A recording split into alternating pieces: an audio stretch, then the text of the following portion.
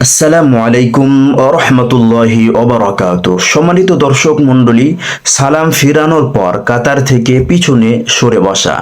অনেকে দেখা যায় জামাতে নামাজ আদায় করে, নামাজ পড়ার সাথে সাথে কাতারের পিছনে সে চলে যায় বা পিছন দিকে সরে বসে। এতে কি কোনো সমস্যা হবে? নামাজের কি কোনো ক্ষতি হবে? সম্মানিত দর্শক মণ্ডলী, এক্ষেত্রে জেনে রাখবেন, যদি কেউ সালাম ফিরানোর পর পিছনে সরে যায় বা বিভিন্ন সমস্যার কারণে উঠে চলে যায়, তাহলে নামাজের কোনো রকমের ক্ষতি হবে না।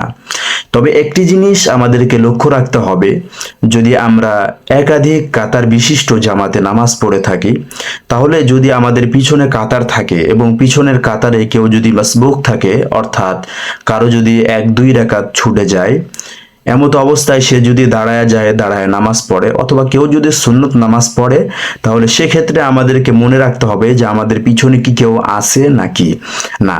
পিছনে যদি কেউ থাকে তাহলে আমাদের সতর্কতা অবলম্বন করতে হবে। অবশ্যই কেউ যদি নামাজ পড়ে তাহলে তার সামনে দিয়ে হেঁটে আমরা কোনো সময় যাব না। তবে এটি একটি পরিষ্কার কথা যে কাতার থেকে বের হয়ে যাওয়া কোনো সমস্যা নাই, নামাজের কোনো সমস্যা হবে না। কাতার থেকে পিছনে বসে গেলে কোনো সমস্যা হবে না, যেহেতু নামাজ শেষ হয়ে গিয়েছে, তাই আর কোনো সমস্যা হওয়ার কথা নয়।